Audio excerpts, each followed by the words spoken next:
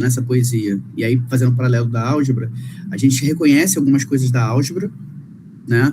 A gente reconhece a palavra um, dois, sua espada, vai e vem, você conhece isso, né? Para trás e para a dianteira, cabeça fere, corta e fera morta, você consegue entender isso.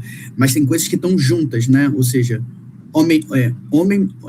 homenino, né? Vem aos meus braços, ó menino meu. Ou seja, existe uma palavra aí que você não conhece, que teoricamente é ó menino, mas obviamente, quer dizer, obviamente, eu estou estipulando, estou chutando, estou, né, conjecturando que o menino é homem e menino, ou seja, é um jovem, só que não quis dizer jovem, então ele criou uma palavra para isso, né? Lógico, eu estou inventando isso porque eu não tenho certeza, mas estou imaginando.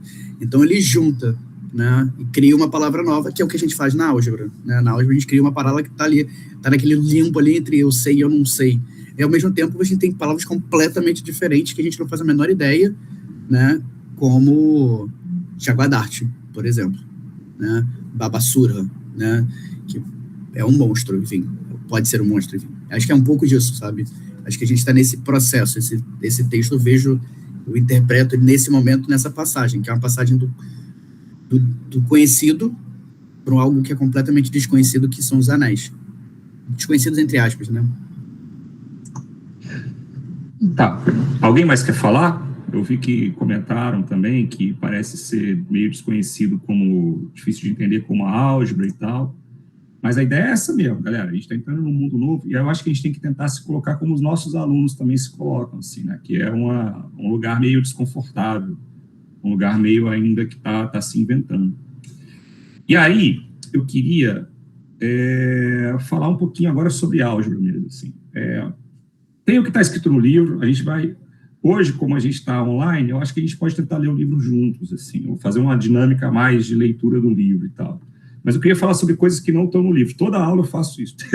É tipo como se o livro não existisse, assim, mas tá. Eu vou contar uma história, assim, eu espero não pesar muito o clima, mas eu vou contar uma história, assim, sobre mim. Eu venho de uma família, assim, pobre, lá de Brasília e tal, né? E lá em casa, a gente não tinha muitos livros, assim. E alguns dos livros que tinham lá em casa não dava para criança ler, assim, né? Em algum momento, meu pai comprou umas revistinhas da Turma da Mônica, que eu lia todas, assim, repetia tudo, assim, né? Em algum momento eu descobri que a gente podia pegar livro na biblioteca e levar os livros para casa, assim, mas no começo não era isso, assim, né? Não tinha essa possibilidade, assim. Então tinha 2 livros em casa que eu podia ler, basicamente. Era a Bíblia e o dicionário para tentar entender a Bíblia, porque não tinha muitas opções de livro em casa mesmo, assim, tal, né? E desde muito criança nerd, né? Eu era muito fascinado de onde é que os nomes vinham, assim. E eu passava muito tempo sozinho e tal. Eu ficava inventando de onde é que vinham as palavras, assim. Eu fico pensando, de onde é que vem a palavra banana, por exemplo? Faço isso até hoje. Ou então, sei lá, iconoclasta, sei lá, de onde é que vem essas palavras e tal, né? Aí a gente aprende na escola, depois de um tempo, que as palavras, elas vêm de derivação, das línguas, elas vão se misturando, né, e tal, né? E é uma coisa que eu gosto muito de, assim, estudar, não de maneira séria, assim, mas de uma maneira, assim, muito ingênua mesmo, sabe? E aí é muito louco esse negócio de língua, assim, porque a nossa língua portuguesa, né, a língua do nosso colonizador, ela vem, né, do latim e tal, né? Então é uma derivação do latim misturado com o que as outras pessoas falavam ali naquela região da Península Ibérica e tal, né? Mas essa língua, ela vem de uma outra língua mais antiga, né? Que é uma protolíngua chamada indo-europeu, assim, né? Isso quer dizer, tem palavras em português que são parecidas no idioma indiano, que é muito longe geograficamente, assim. Então, o proto-indo-europeu, que é essa língua que meio que junta essas coisas todas. Então, palavras como mãe, por exemplo, elas soam quase a mesma coisa em muitas línguas, em uma quantidade muito grande de línguas, assim, né? E aí eu, fui preparar a aula e tal, e eu percebi que eu não fiz isso com os termos mais importantes desse curso. Eu falei, caraca, eu nunca fui atrás de descobrir porque que anel se chama anel. A gente chega e fala anel e não pensa assim, para onde é que, qual foi a ideia para poder chamar com esse nome, né? Porque a matemática tem isso, você vai criar, na verdade, qualquer coisa. Você cria uma ideia nova, você precisa de uma metáfora para significar essa ideia. E aí essa metáfora, ela vai existir nesse lugar onde essa sua língua existe, né? E aí a palavra anel é uma palavra relativamente recente, assim, ela é do final do século XIX, do meio do século XIX, assim, né? Então, a ideia que gera a palavra anel também é relativamente nova, relativamente recente. Então, assim, alguém precisou pensar numa palavra para sintetizar uma ideia que era uma ideia matemática, que era a ideia de uma coisa que tem duas operações. Um conjunto que tem duas operações, essas operações satisfazem certas propriedades, assim, né? Esse aí é o Hilbert, pedi para o ChatGPT fazer aí uma caricatura dele, assim, né? Então, ele está aí meio careca, esquisito e tal. E, nesse contexto, a palavra anel, ela nasceu da língua alemã. Então, ela significa, em português, é a mesma coisa que em alemão, que é anel, que é uma coisa redonda que você bota no dedo. Se você for ver em inglês, a palavra em inglês é ring, né? Em alemão é Zahlring, que é anel de números. Assim, e depois essa ideia ela foi transformada, Zahlring, que depois ela foi transformada foi diminuída para anel, para poder significar mais coisas, assim. E aí, qual que é a ideia, assim? Aí, vamos lá, a gente está inventando um termo, e qual que é a ideia para usar essa palavra para esse termo? É a ideia de que é um conjunto fechado, assim como o anel é uma coisa fechada, e as coisas podem circular dentro dele. Então, multiplicar dois termos do anel vai cair dentro do anel, em outro lugar do anel, mas vai cair dentro do anel. E também porque significa infinito, né? Assim, tipo uma coisa que não tem começo nem fim. Você não pode definir o começo de um anel nem o fim de um anel. Os números naturais não são assim. Os números naturais têm começo, né? Tem o número 0 e tal. Mas um anel não tem começo nem fim, assim. Então, percebam, porque tinha essa ideia na cabeça das pessoas que estavam pensando essa estrutura algébrica, e essa ideia funciona naquela cultura, que é a cultura dos alemães, que usavam anéis e tal, né? Então, sei lá. E é engraçado que a gente tem várias traduções, assim, né? Eu gostei da tradução do árabe. Árabe, eles usam a palavra halka, que está escrito em árabe aí do lado do Hilbert, né? Essa palavra aí. E sabe o que significa em árabe essa palavra? Ela significa roda, mas roda no sentido de uma roda de conversa. É como pessoas que estão em volta de uma mesa conversando. Por quê? Porque em árabe essa ideia faz sentido para poder falar. E aí qual que é a metáfora para isso? Né? Que os conjuntos, eles são os números no conjunto, eles são todos iguais e eles estão se relacionando pela voz. Então, para o Hilbert, para os alemães, as operações fazem você rodar dentro do conjunto, por isso anel. Para os árabes, é uma conversa em que diferentes elementos que são todos iguais em uma roda, eles estão conversando entre si.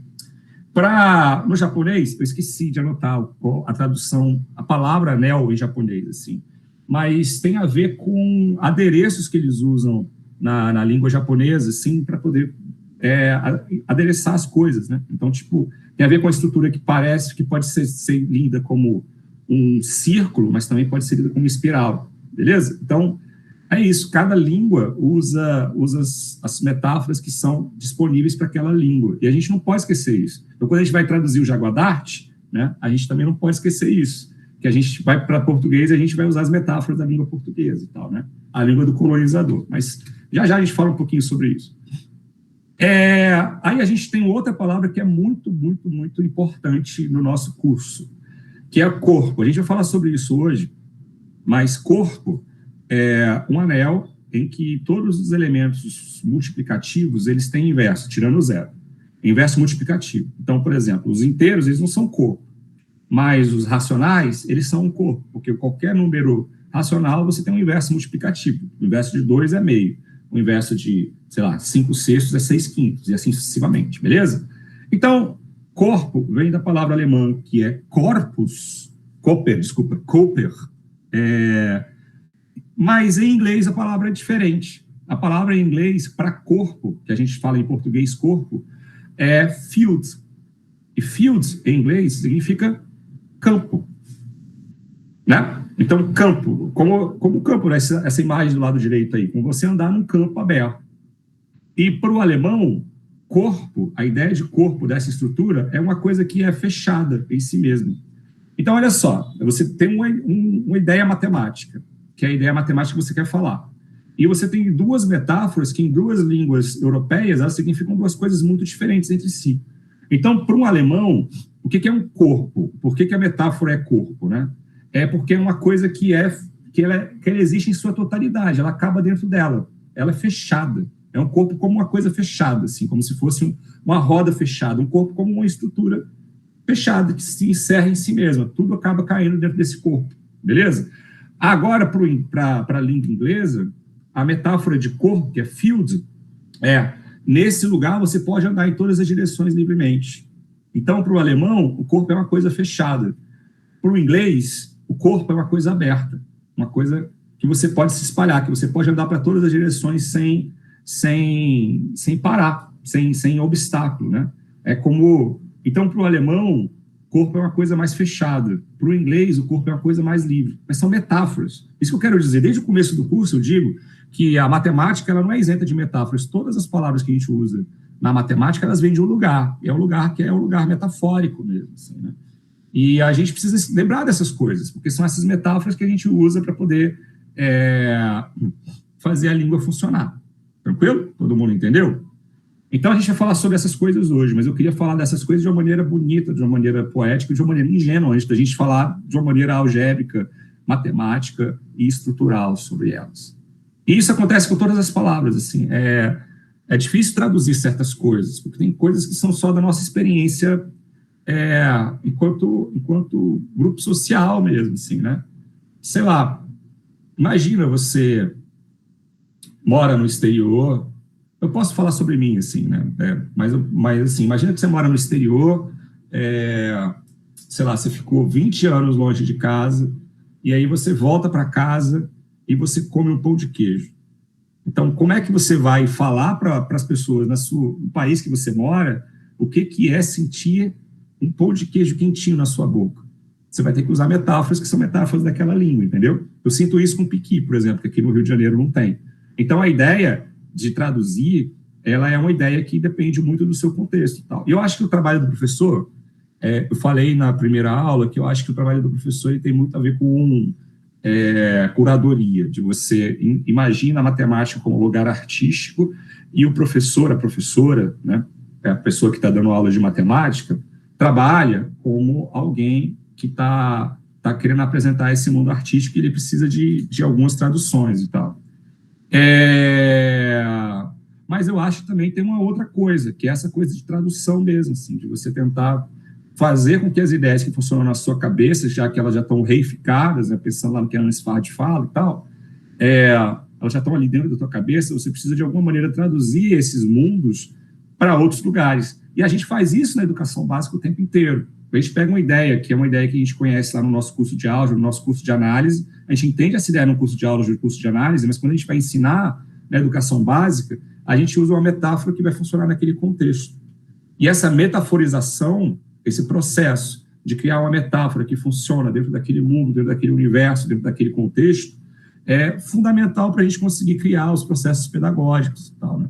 E como eu disse que esse curso é um curso que vai ser centralizado nessas ideias pedagógicas, eu acho que é importante trazer essas discussões aqui para vocês, beleza? Alguém quer falar alguma coisa? Senão eu posso seguir para o próximo slide.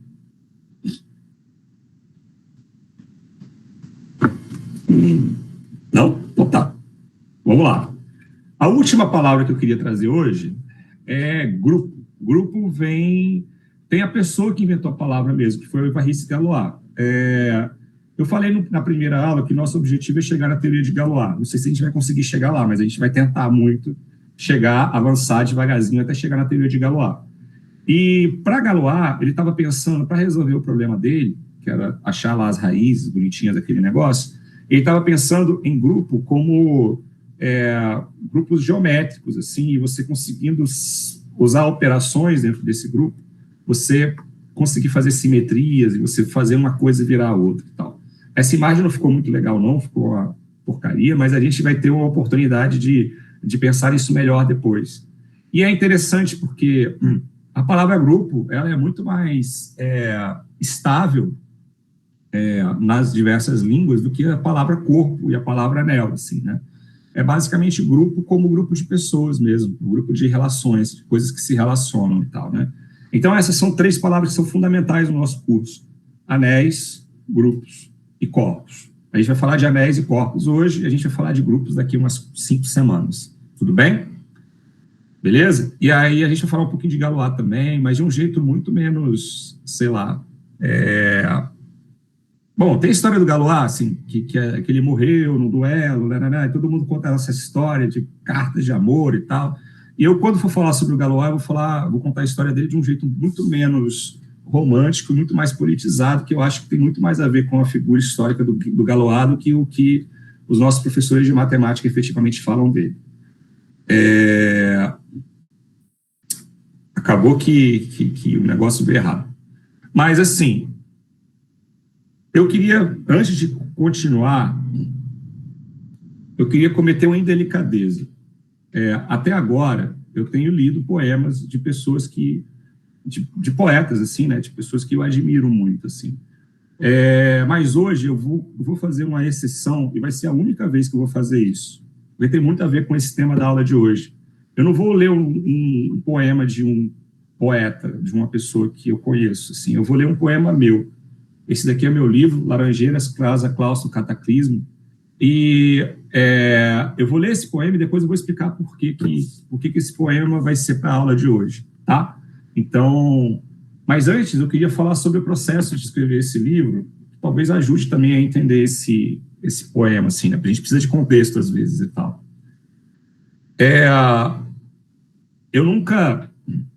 Eu tive um processo muito difícil de tentar me assumir como uma pessoa que escreve poesia, assim, né? Porque a gente é meio besta, assim, na vida, a gente acaba querendo se separar, assim, né? Então, eu tenho Ulisses Professor, e o Ulisses Professor achava que se ele se assumisse como poeta, uma coisa ia acabar atrapalhando a outra. Tanto é que eu escrevi em pseudônimo até bem pouco tempo atrás, assim, até uns 8 anos atrás eu escrevi em pseudônimo e tal. Só que teve a pandemia, né? A pandemia, uma merda, um monte de gente morreu e tal. E eu fiquei muito devastado, assim, porque, claro que é uma situação horrível, mas o que mais me doía é que, como pessoa que sabe matemática, sabe um pouquinho de matemática, quando eu vi as primeiras pessoas morrendo, eu sabia que ia piorar muito, muito rápido, porque a gente conhece modelagem matemática, então a gente sabe que... E as pessoas estavam meio que brincando com isso no começo, assim, né? E eu fiquei muito desesperado com isso, porque eu sabia que ia ser muito ruim e tal, né? E foi, né? E foi muito pior aqui no Brasil do que em outros lugares, por causa de, né, um governo negacionista que a gente teve. E é foda, quando a gente tá muito desesperado, assim, né? A gente tenta se fiar no que tem, né? Então, sei lá, vocês, provavelmente, muitos de vocês têm a religião, por exemplo. Eu não sou, eu sou um agnóstico, né? Não acredito mais. Eu já fui católico, mas eu não acredito mais nessas coisas e tal. Então, não podia me fiar nessas coisas. Também não podia me fiar na probabilidade também, porque, né, eu sabia que a probabilidade ia estar contra a gente lá naquele contexto e tal, né? Então, quando não tinha mais nada, assim, eu escrevi um poema logo no primeiro dia. E isso me fez sentir melhor. E eu escrevi um poema no segundo dia, no terceiro dia, no quarto dia. Ao todo, eu escrevi poema por mais de 100 dias seguidos. E esse livro são esses poemas em ordem e sem edição. Então, tem poemas bem ruins aqui no meio, assim. Porque eu não revisei, foi de propósito mesmo. Era como se fossem retratos desses primeiros dias da pandemia, assim. E eu resolvi publicar, porque eu achei que isso podia ajudar outras pessoas a viverem esse momento e tal, né? E esse poema é o poema número 79. Eu vou colocar aqui na tela para vocês acompanharem a leitura juntos, tá? Se vocês quiserem. E o nome desse... E aí, por isso que ele só tem esse número. Os poemas não têm nome nesse livro, eles são só a ordem que eles foram escritos, né? E esse foi o 79º poema que eu escrevi. E ele começa assim. Era Zilda Arrancas e sol fusco, sossegamesco feriado, língua lambente banho, piscolhar sábios cachu, brilhusem para mim desvarios, Tante espaço, catarata, reto roncar, proposta aviso. Vaga luzir, menino homem, tem que inundar vivente. Tanto eu erguer-me d'água, bênção batismo de sábios cachu. Verdejante, selva lindamente, sonzeira dos bichos, passarada. Presentemente eu ácido, riso alegria dos passantes. Sereno beijar o mundo, querente minúsculo, atomizar a aurora. Mundo anungindo sábios cachu, mesmerizando nos íris. Beijo-me amores por Gaia Terra, sou melhor, induvido. Eu espero que vocês tenham entendido na primeira leitura que a ideia é ser um negócio meio assim, meio que nem o Jaguadarte, né?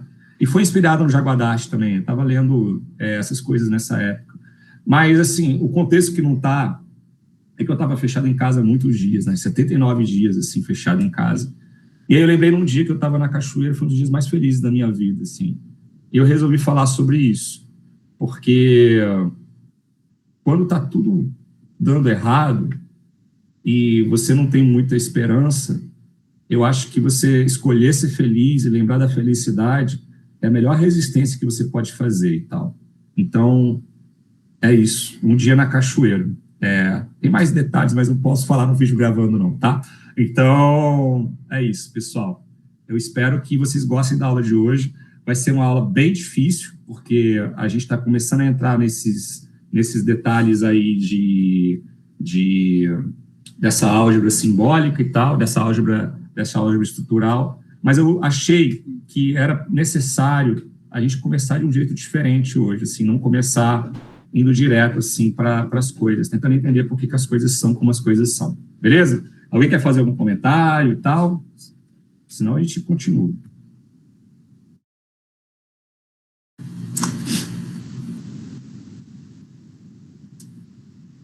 Jesus, tá. Vamos fazer aquele nossa pausa de 5 minutos, 14h20 a gente volta, pode ser? Beleza?